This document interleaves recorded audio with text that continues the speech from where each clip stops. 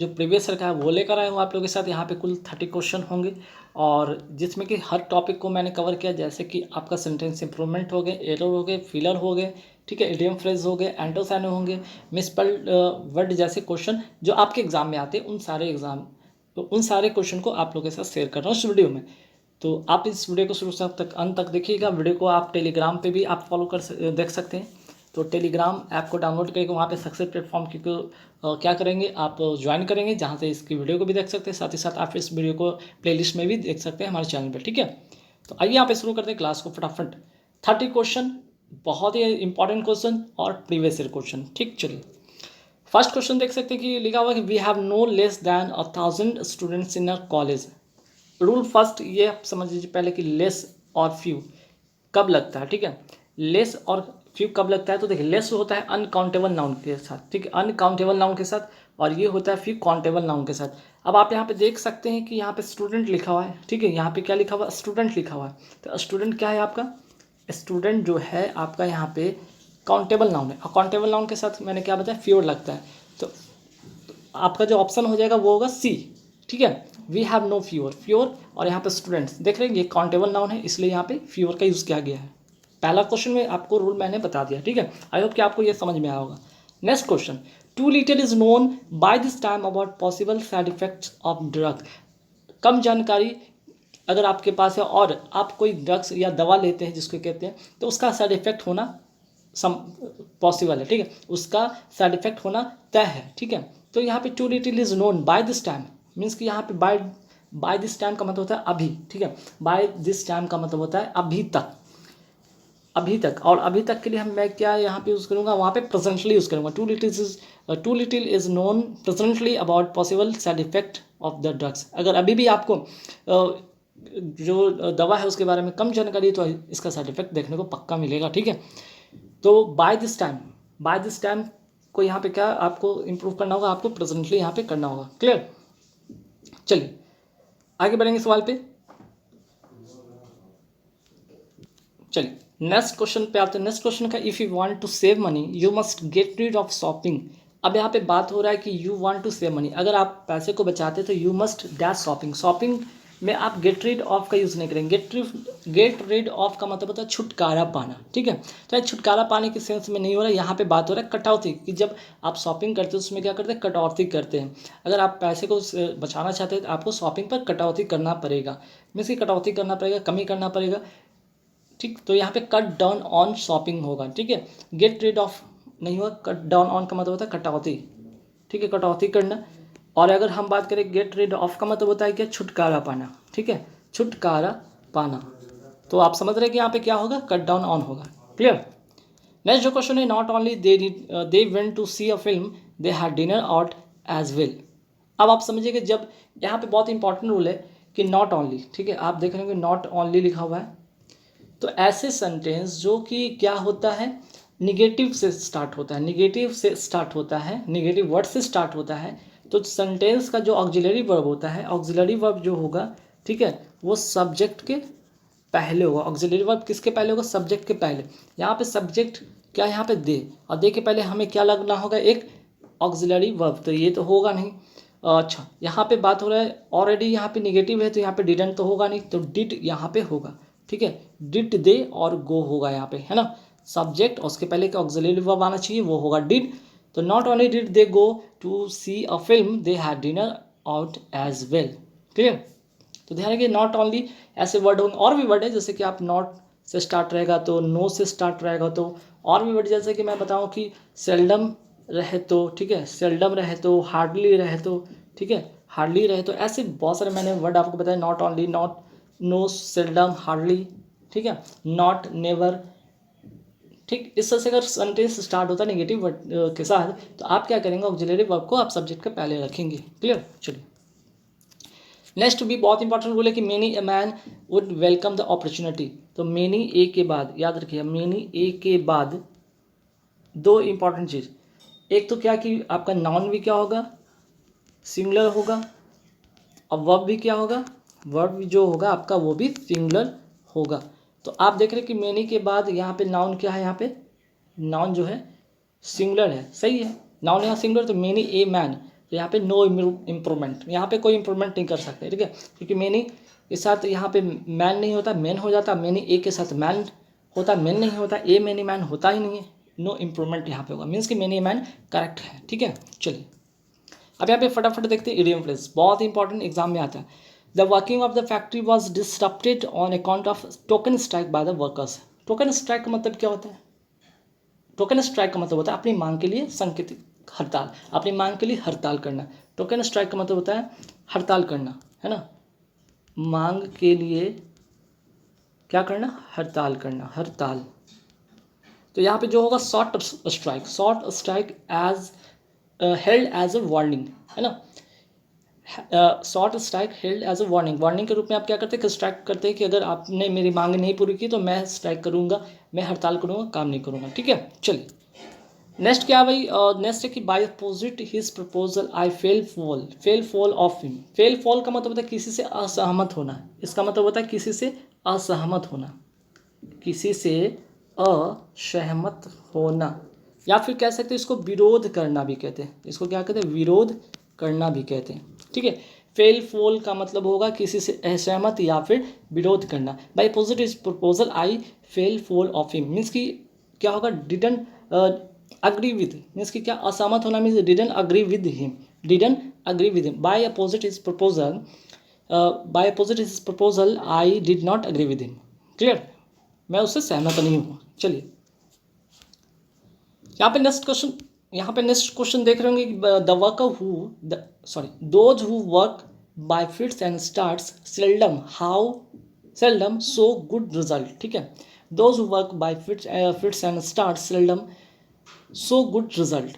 Bye fit and start का मतलब होता है इरेगुलरली, इरेगुलरली का मतलब होता है कि रेगुलर बेसिस पे नहीं, ठीक है, मीन्स कि क्या इसको कह सकते हैं, इंटरवल कह सकते हैं, है ना, means those whose work by fits and starts seldom so good result. अगर जो इस तरह से काम करते हैं, कभी कभी काम करते हैं, रुक रुक कर काम करते हैं, गैप करके काम करते हैं, उनका जो रिजल्ट होता है वो बहुत अच्छा परिणाम नहीं दे जाता है, ठीक है। अगर आप कंटिन्यू कोई काम करते हैं तो आपका रिजल्ट अच्छा होता है, अगर आप अच्छा काम करते हैं कंटिन्यू तौर पे तो आपका जो भी कंसिक्वेंस होगा, जो परिणाम होगा, अच्छा ही होगा, ठीक है। चलिए तो बाय फिट्स एंड स्टार्ट का मतलब होगा इरेगुलरली, इरेगुलरली, ठीक है। बाय फिट्स एंड स्टार्ट का मतलब होगा इरेगुलरली, ठीक है। तो देख सकते हैं यहाँ पे सेल्डम में लिखा हुआ था, सेल्डम एक तरह से एक निगेटिव ही चीज़ बताता है कि शायद ही हो पाएगा कि ऐसा कोई अच्छा रिजल्ट होगा, है ना, ध्यान रखिए। चलिए नेक्स्ट क्या है कि he was all at sea when he began his new job. At sea का मतलब क्या होगा, एट सी का मतलब होता है पजल्ड, पजल का मतलब कन्फ्यूज, पजल का मतलब कन्फ्यूज्ड, कन्फ्यूज्ड है। He was confuse when he began his new job, उसने जो नया जॉब शुरू किया है या किया था उसके वजह से वो क्या बिल्कुल कंफ्यूज है, ही वॉज कन्फ्यूज जब वो न्यू जॉब स्टार्ट किया तो, है ना। ऐसे भी नया नया चीज़ जो कोई भी करता है उसको क्या होता है, कुछ ना कुछ कन्फ्यूजन होता ही है, या तो चीज़ें समझ में नहीं आता या फिर उस इन्वायरमेंट में एडजस्ट नहीं कर पाते, जिसके कारण बहुत सारी चीज़ें दिक्कत होती है, ठीक है। चलिए अब यहाँ पे क्या है, यहाँ पे देख सकते हैं स्वीपिंग स्टेटमेंट, ठीक है, ये इसका आपको यहाँ पे बताना है, इसका इडियम बताना है कि स्वीपिंग स्टेटमेंट का मतलब क्या होता है। The sweeping statement by the boss left the consensus workers disgusted. Consensus का मतलब होता है ईमानदार, ठीक है, इसका मतलब तो आप समझ ही रहे होंगे, ईमान नहीं है तो नोट कर लीजिए, ईमानदार। तो बात क्या हो रहा है, स्वीपिंग स्टेटमेंट, स्वीपिंग स्टेटमेंट का मतलब होता है जनरलाइज स्टेटमेंट, एक कह सकते हैं कि सामान्य जो स्टेटमेंट जिसमें किसी खास मुद्दे पर ध्यान नहीं दिया गया हो, ठीक है। तो यहाँ पे कोई कंपनी है जिसमें वर्कर है और बॉस है, और बॉस जो है बॉस लेव द कंसेंसस वर्कर डिस्कस्ड, ठीक है। तो यहाँ पे कुछ भी होगा उनका स्टेटमेंट जो भी रहा होगा उस पर उन्होंने ध्यान नहीं दिया, ठीक है। तो यहाँ पे स्वीपिंग स्टेटमेंट का मतलब होगा जनरलाइज स्टेटमेंट। चलिए अब यहाँ पे फटाफट देखते हैं सिनोनिम या फिर कह सकते हैं कि सेम इन मीनिंग, ठीक है, बहुत इंपॉर्टेंट क्वेश्चन है, ये काफ़ी बार आया भी है। ऑब्नोक्सियस, ऑब्नोक्सियस का मतलब क्या होता है, ठीक है। आइए यहाँ पे ऑब्नोक्सियस का मतलब होता है बहुत बुरा, बहुत बुरा, बहुत बुरा का मतलब यहाँ पे क्या होगा, डिसगस्टिंग, इसका करेक्ट आंसर हो जाएगा बी, डिसगस्टिंग। बाकी फिल्दी का मतलब तो पता है कि आपको क्या है, गंदा होता है, एरोगेंट मतलब घमंडी होता है, डिप्रेसिंग मतलब कि हतोत्साहित करना किसी को, ठीक है। तो ऑब्नोक्सियस का मतलब होगा डिसगस्टिंग, ठीक है। नेक्स्ट क्या है, कोविनेंट, कोविनेंट का मतलब होता है समझौता, समझौता, समझौता यहाँ पे होगा मीन्स कि इन द सेंस जैसे कि कॉन्ट्रैक्ट के सेंस में, ठीक है। कोई आप कॉन्ट्रैक्ट वहाँ पे करते हैं या बॉन्ड साइन करते, तब वहाँ पे आप यहाँ पे कोविनेंट की बात करते हैं। वहाँ पे उस तरह के जब समझौता होता है वहाँ पे आप कोविनेंट का यूज़ करते हैं, कॉन्ट्रैक्ट का यूज़ करते हैं। तो इसका जो करेक्ट आंसर होगा सी हो जाएगा, ठीक है। चलिए आगे बढ़ेंगे। डिफरेंस, ठीक है। डिफरेंस का मतलब क्या होगा? यहाँ पे जो डिफरेंस का मतलब होगा, तो यहाँ पे देख सकते हैं डिफरेंस। डिफरेंस DI वाला नहीं है, DEFERENC। डिफरेंस का मतलब होता है आदर करना, आदर करना। इसका जो करेक्ट साइन होगा, बेस्ट इन मीनिंग होगा या स्पेक्स इन सेम मीनिंग होगा, वो होगा रिस्पेक्ट, ठीक है। आगे बढ़ेंगे। एब्रोगेट। एब्रोगेट का मतलब होता है कि एब्रोगेट का मतलब कानून समाप्त करना। कोई भी कानून है उसको समाप्त करना, समाप्त करना, कोई लॉ को समाप्त करना। इसका जो करेक्ट आंसर होगा वो क्या होगा? Repeal, REPEL। रिपील मतलब कोई लॉ को समाप्त करना, ठीक है। चलिए अब आगे बढ़ेंगे। क्या है?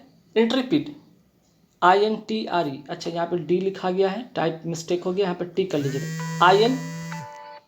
INTREPID। इंटरप्रीट का मतलब होगा यहाँ पे फियरलेस, निर्भय, जिसको कोई डर नहीं हो, निर्भय। मीन्स कि फियरलेस का करेक्ट आंसर हो जाएगा, मीन्स कि D इसका करेक्ट आंसर होगा, ठीक है। आगे बढ़ेंगे सवाल पे। अब यहाँ से देखते हैं अपोजिट इन मीनिंग देखेंगे। एंटोनिम। एंटोनिम यहाँ पे बहुत इंपॉर्टेंट हो जाएगा। पहला यहाँ पे क्या है? ऑस्ट्रासाइज। ऑस्ट्रासाइज का मतलब होता है किसी को किसी समूह से बाहर निकालना, समूह से बाहर निकालना। अब बाहर निकालना का मतलब क्या होगा कि अपोजिट इसका क्या होगा? वेलकम करना, उसका स्वागत करना। ऑस्ट्रासाइज का अपोजिट होगा वेलकम, स्वागत करना। डेंस का मतलब क्या होता है? डेंस का मतलब होता है सघन, सघन होता है, घना होता है, ठोस होता है। इसका अपोजिट होगा स्पार्स। स्पार्स का मतलब विरल या कम घना, है ना, ठीक है। चलिए आगे बढ़ेंगे सवाल पे कि पार्सिमोनियस। पार्सिमोनियस का मतलब क्या होता है? कंजूस। पार्सिमोनियस का मतलब होता है कंजूस। इसका अपोजिट क्या होगा? एक्स्ट्रावेगेंट, जो अधिक खर्च करने वाला होता है, अधिक खर्च करने वाला, अधिक खर्च करने वाला, ठीक है, ध्यान रखिएगा। अच्छा यहाँ पे कुछ और मीनिंग अगर जानना चाहते हैं इसका मतलब भी जान लीजिए कि ऑस्टेंटेशियस, ठीक है, ऑस्टेंटेशस। ऑस्टेंटेशस का मतलब जो होगा दिखावटी या बनावटी।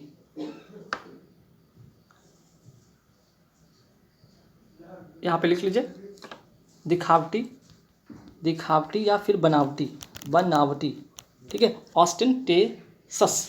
और प्रोडिजियस का मतलब क्या होता है? प्रोडिजियस का मतलब होता है यहाँ पे आप कह सकते हैं यहाँ पे प्रोडिजियस का मतलब होता है बहुत ज़्यादा या बड़ा, ठीक है, बहुत बड़ा। तो ये मैंने दो एक्स्ट्रा मीनिंग मैंने बताया, लेकिन हालांकि इसका जो करेक्ट आंसर होगा वो होगा तो एक्स्ट्रा वैगेंट, ठीक है। कंजूस का अपोजिट होता है एक्स्ट्रा वैगेंट, जो ज़्यादा खर्च करने वाला होता है। आगे बढ़ेंगे। फिटर। फिटर का मतलब क्या होता है? FETTER। फिटर का मतलब होता है जंजीर से बांधना, बांधना, किसी चीज़ को बांधना मीन्स कि उसके आज़ादी को छीनना। तो उसका अपोजिट होगा लिबरेट। इसका अपोजिट होगा स्वतंत्रता, ठीक है। इसका करेक्ट आंसर हो जाएगा B। नेक्स्ट है कि हार्मोनी। हार्मोनी का मतलब होता है शांति, और अपोजिट क्या होगा? शांति का अपोजिट होगा स्ट्रीफ। स्ट्रीफ मतलब झगड़ा या विवाद, झगड़ा या विवाद, झगड़ा या विवाद करने वाला या विवाद जैसा चीज़ को कहते हैं स्ट्रीफ। और हार्मोनी मतलब शांति व्यवस्था के सेंस में होगा, और अपोजिट जो होगा स्ट्रीफ होगा, ठीक। चलिए अब यहाँ पे मिसस्पेल्ड बहुत इंपॉर्टेंट रोल प्लेगा। यहाँ पे मिसस्पेल्ड बताना है। तो मिसस्पेल्ड आपको यहाँ पे मैं बता रहा हूँ, यहाँ पे जो होगा 4 ऑप्शन दिख रहेंगे जिसमें कि 20 का मिसस्पेल्ड वर्ड है। मिसस्पेल्ड मतलब जो गलत वर्ड है, तो इसका सही क्या होगा? EXAGG, ठीक है, ERATION, ठीक है। एग्जैगरेशन। एग्जैगरेशन का मतलब होता है बढ़ा चढ़ाकर बातें करना, बढ़ा चढ़ाकर बताना, ठीक है, एग्जैगरेशन। बाकी कॉम्बिनेशन का मतलब तो पता ही होगा आप सब, क्या होता है कि एक कॉम्बिनेशन होता है, कोई चीज़ का ग्रुप होना, वो कॉम्बिनेशन बताता है, ठीक है। और हॉलिसिनेशन का मतलब क्या होता है? हॉलिसिनेशन का मतलब होता है दृष्टि भ्रम, मीन्स कि जो चीज़ है नहीं उसके बारे में भी इमेजिन कर लेना, ठीक है। एडमोनिशन का मतलब होता है डांट। इसका मतलब होता है दृष्टि भ्रम, लिख लीजिए अगर लिखना चाहे तो। इसका मतलब जो होता है डांट, ठीक है। इसका जो करेक्ट आंसर होगा वो तो बी होगा। चलिए नेक्स्ट क्या है, नेक्स्ट का स्पेलिंग क्या होगा, जो कौन सा स्पेलिंग सही होगा, बाकी कौन सा इसमें मिसस्पेल्ड ढूंढना है, मिसस्पेल्ड होगा ये, तो इसका जो स्पेलिंग करेक्ट क्या होगा, सैक्री, आर आई, देखिए यहाँ पे आर ई लिखा हुआ, यहाँ पे आर आई होता है, बाकी एल ई जी ई होता। इसका मतलब होता है पवित्र वस्तु या स्थान का अपमान करना, पवित्र वस्तु या स्थान का अपमान करना, ठीक है, समझ में आ गया। और बाकी तो सैक्रोसैंक्ट का मतलब जो भी होता है वो क्या होता है, सैक्रोसैंक्ट का मतलब भी यहाँ पे आपको पवित्र के सेंस में होगा, ठीक है। सैक्रेड का मतलब भी पवित्र के सेंस में होगा, और सैक्रामेंट, सैक्रामेंट का मतलब होता है कि धार्मिक कर्मकांड, ठीक। चलिए आगे देखें वर्ड में कौन सा वर्ड में मिसस्पेल्ड है, तो ये वाला वर्ड में मिसस्पेल्ड है, तो यहाँ पे इसका करेक्ट होगा क्या, तो ALLI T के बाद देखिए यहाँ पे आर लिखा हुआ, जो कि यहाँ पे ई होना चाहिए था, बाकी ARATION, एल्टरेशन, एलिट्रेशन, एलिट्रेशन का मतलब जो यहाँ पे होगा, ठीक है। एलिट्रेशन का मतलब क्या होगा, यहाँ पे नोट कर लीजिए, एक कहने का मतलब अनुप्रयास, ठीक है। एलिट्रेशन का मतलब होगा अनुप्रयास। बाकी अलाउंस का मतलब पता है कि भत्ता होता है, बाकी अलमैटी का मतलब क्या होता है भाई, अलमैटी का मतलब होता है सर्वशक्तिमान, अल्मानेक का मतलब जो होता है, अल्मानेक का मतलब होता है विविध जानकारी वाली पुस्तक, ठीक है। देखिए नेक्स्ट क्या है, नेक्स्ट यहाँ पे आपको मिसस्पेल्ड ढूंढना है, मिसस्पेल्ड यहाँ पे कौन सा है, ये आइडोसी, आइडोसी अगर ये गलत है तो सही क्या होगा, IDIOCY, यहाँ पे CY होना चाहिए था, जो कि S लिखा होता है। आइडोसी, आइडोसी का मतलब होता है क्या, आइडियोसी का मतलब होता है बेवकूफ़ी, बेवकूफ़ी, ठीक है, बेवकूफ़ी। बाकी आइडियोसिनक्रेसी का मतलब क्या होता है, आइडियोसिनक्रेसी का मतलब होता है किसी चीज़ का लत या पागलपन या स्वभाव। आइडियोलॉजी का मतलब क्या होता है, सिद्धांत, आइडियोलॉजी का मतलब होता है सिद्धांत, नोट करना चाहिए, नोट कर लीजिए, एक्स्ट्रा मैं बता रहा हूँ, ठीक है। और आइडियलाइज का मतलब कहते हैं आदर्श रूप से प्रस्तुत करना। इसमें कौन सा वर्ड है, नेक्स्ट क्वेश्चन नंबर 25 में जो गलत वर्ड है वो है आपका जॉन्डिस, तो सही क्या होगा, JAUNDI, S नहीं होता है, यहाँ पे C होता है, जॉन्डिस बीमारी का नाम है। बाकी जैवलिन का मतलब तो पता है भाला होता है, जैरिंग का मतलब होता है, जैरिंग का मतलब होता है विवाद या कलह जिसको कहते हैं, है ना। चलिए अब उसके बाद देखते हैं फटाफट एरर देखते हैं, एरर में क्या है भाई, फर्स्ट यहाँ पे 26 नंबर क्वेश्चन पे आते हैं, you must either be regular with your studies and study for longer period before the examination. तो आप समझिएगा यहाँ पे आइदर के साथ जो कंजंक्शन लगता है वो क्या लगता है, और लगता है, और यहाँ पे और की जगह पे क्या लिख दिया गया है, एंड, जो कि गलत है, तो क्या होना चाहिए और। तो क्वेश्चन नंबर 26 में एंड को हटाएंगे और करेंगे, आइदर और वाला यहाँ पे केस बनेगा, you must either be regular with your studies, आपको या तो अपने स्टडीज़ के साथ रेगुलर रहना होगा, या study for longer period before the examination, या एग्जामिनेशन से पहले आपको काफ़ी दिन तक उसके साथ स्टडी करना होगा, मीन्स कि कंटिन्यू आपको पढ़ना होगा। चलिए नेक्स्ट क्या है, क्वेश्चन नंबर 27 में, the new taxation rates announce by the government are born to be effect the export sector. बहुत ही यहाँ पे ट्रिकी, यहाँ पे एरर है, देखिए एरर क्या है, यहाँ पे 2 दिख रहा होगा और यहाँ पे इफेक्ट, तो हमको पता है कि 2 + V1 होता है, V1 मीन्स कि यहाँ पे वर्ब होता है, इफेक्ट क्या है, यहाँ पे इफेक्ट जो होता है इसको कहते हैं नाउन होता है, हमें तो 2 के साथ हमें क्या लगाना है, वर्ब लगाना है, तो हमें वर्ब को लगाने के लिए हमें वर्ब क्या चाहिए, तो अफेक्ट को कहते हैं, अफेक्ट ये वर्ब होता है और इफेक्ट जो होता है नाउन होता है। तो 2 के साथ यहाँ पे क्या एरर यहाँ पे एरर सुधारना होगा, आपको जो एग्जाम में क्वेश्चन आया है उसमें क्या लिख दिया गया, 2 के साथ नाउन दे दिया गया, जो कि गलत है, आपको 2 के साथ आपको वर्ब लगाना होगा, अफेक्ट, टू अफेक्ट, ध्यान रखिएगा, ठीक है। नेक्स्ट क्या क्वेश्चन कि this days job opportunities are not as better as they use to be in the early 70s। आपको एक केस में बता रहा हूँ, एज वाला केस, एज डॉट डॉट, या फिर यहाँ पे एडजेक्टिव कह सकते हैं एज, और एडजेक्टिव कैसा होगा, पॉजिटिव डिग्री में, पॉजिटिव डिग्री में होगा। तो यहाँ पे देख सकते हैं बेटर, यहाँ पे क्या कंपैरेटिव डिग्री, जो कि गलत है, यहाँ पे क्या होना चाहिए, गुड, गुड बेटर बेस्ट, तो गुड यहाँ पे पॉजिटिव डिग्री के सेंस में होगा, कंपैरेटिव में नहीं होगा, ठीक है। चलिए नेक्स्ट क्या, on my occasions we did help the poor people by way of giving them food and clothes to put on, ठीक है। यहाँ पे भी बहुत ट्रिकी एरर है। ऑन मेनी ओकेजन, कई सारे ऐसे अवसर आते हैं, we did help the poor, जबकि हमने पुअर लोगों को मदद किया है, by way of giving them food, उनको भोजन देकर, कपड़े देकर, ठीक है। तो यहाँ पे वी डिड के साथ जो होता है वर्ब का फर्स्ट फॉर्म आता है, और यहाँ पे क्या लिख दिया गया है, वर्ब का सेकंड फॉर्म। तो यहाँ पे हमें क्या करना होगा, हेल्प करना होगा, तब जाकर करेक्ट होगा। क्लियर। नेक्स्ट है कि the various consequences of the decision taken by the finance ministry was not foreseen by the bureaucrats. The various consequences, consequences यहाँ पे क्या है, प्लोरल है। अगर ये प्लोरल है तो वर्ब क्या होगा यहाँ पे, वर्ब भी तो यहाँ पे प्लोरल होगा ना।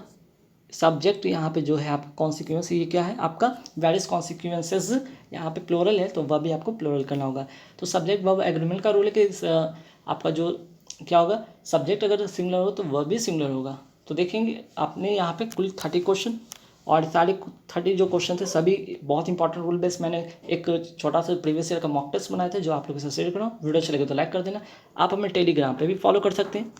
टेलीग्राम पे करना क्या होगा, टेलीग्राम पे हमारे चैनल का नाम लिखना होगा, वहाँ ज्वाइन करना होगा। इसकी वीडियो वहाँ पे अवेलेबल मिल जाएगी, साथ ही साथ अगर इसका PDF अवेलेबल होगा वो भी आपको वहाँ पे मिलेगा। Guys thank you very much.